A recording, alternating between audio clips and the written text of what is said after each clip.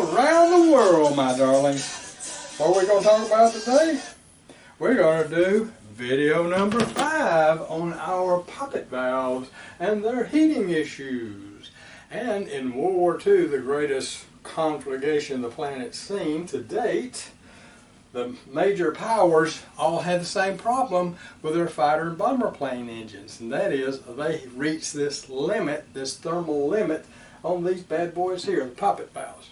So we're going to take a look. How did Germany deal with it? How did Great Britain deal with it? And how did the good old USA deal with it? All right, first let's talk about while the murderous Nazi a-holes, how they dealt with it. Okay.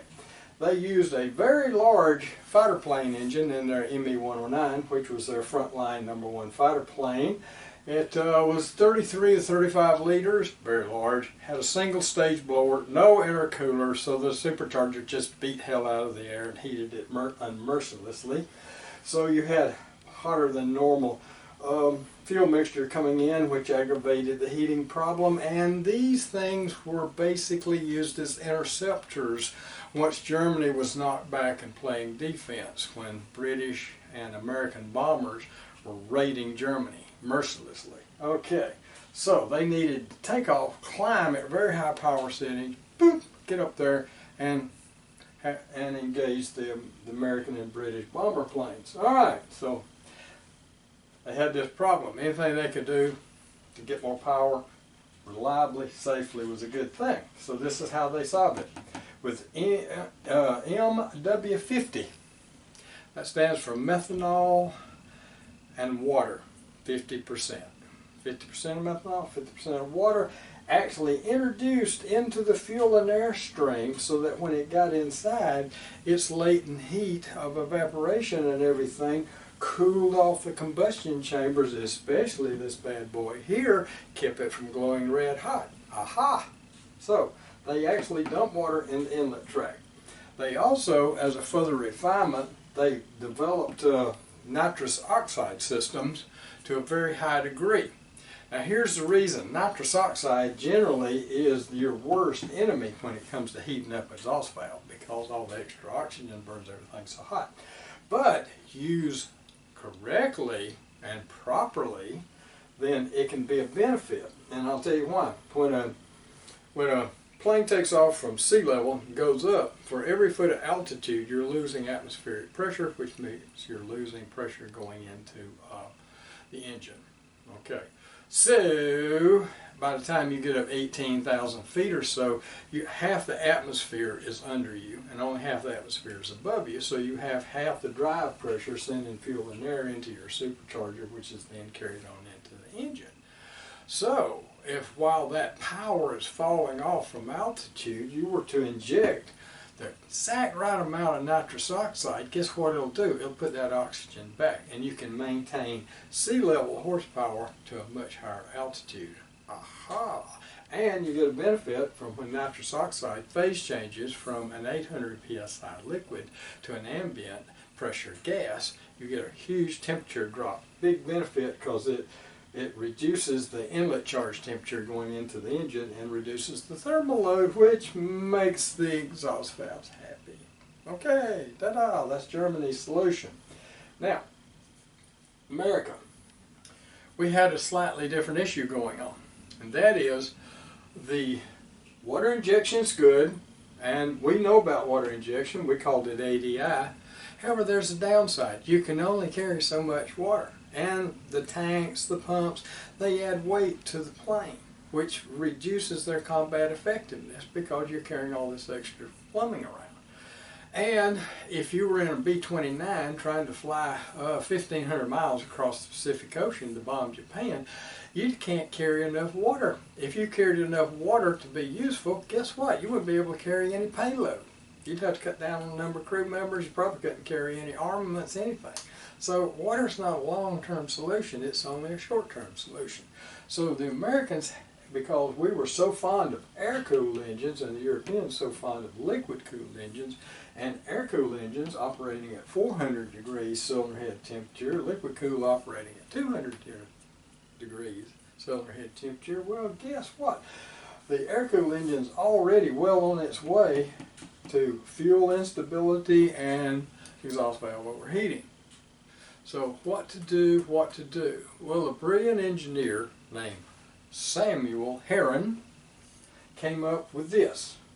He created an exhaust valve that was hollow. And inside that exhaust valve, he put a slug, usually about 75% of the volume was filled with a slug of Na, sodium. And then the stem was fuse welded back together. Well, what does this do putting basically sodium in there? Well, as the exhaust valve heated up, it started melting the sodium, and the sodium grabbed that heat and transferred it up into the valve guide so it could be dissipated into the cylinder head. It effectively created a much more efficient cooling path. And this is why American air-cooled bombers could run at very high power for long periods of time. And it really aided when we started. We were very fond of what? Putting turbines in the exhaust path. That's called turbocharging, or power recovery turbines sometimes. So that aggravates the situation because the exhaust stream is going to hit that turbine and it's going to create back pressure, which is going to slow down the flow and aggravate the operating temperature of the exhaust valve anytime you put a turbocharger in the exhaust stream.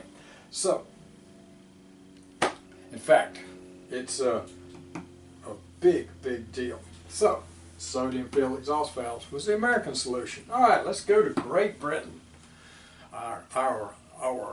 The fathers of the Industrial Revolution. Okay, so they scratched their little heads and said, well, why don't we just, the problem is those bloody exhaust valves, because exhaust valves are basically a rod with a disc on the end, and this disc sticks out and it's in the way. So naturally all this hot exhaust flow's got to go around and heat it up. If we could just get rid of these bloody exhaust valves, we wouldn't have a problem. And guess what? They did. With something called the Bristol sleeve valve engine.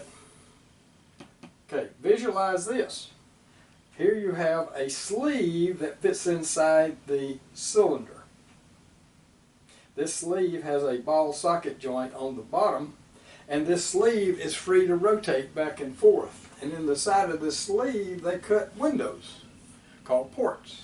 So, when this sleeve would rotate around and line up with the exhaust path, guess what? The exhaust would go out, no poppet valve in the way. Beep beep! Winner, winner, chicken dinner. Okay. In fact, Sir Henry Ricardo calculated that there was an upper limit to what you could do to get it continuous power of about 1,500 horsepower out of the normal size Rolls-Royce V12 engines because of bloody poppet valves. But with a sleeve valve engine, without the poppet valve to restrict flow, the volumetric efficiency was higher and more potential power was available. And they worked on this bloody thing till almost the end of the war before they got it working properly. Now, wow, this is pretty good. They just pull that out of there. No. Sleeve valve engines go back a generation or two before World War II.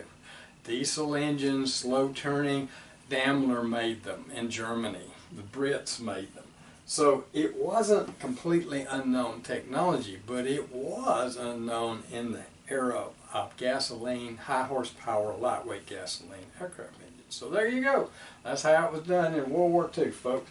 Germany started just dumping a bunch of stuff in the intake tract to cool things off. The Americans invented the sodium-filled exhaust valve, and the Brits just did away with the poppet valves altogether. Problem solved. Alright, so that is video number 5. Guess what we talk about? Next time, we're going to talk about sealing these things and when these things are proper. So, my darlings, go work on your projects.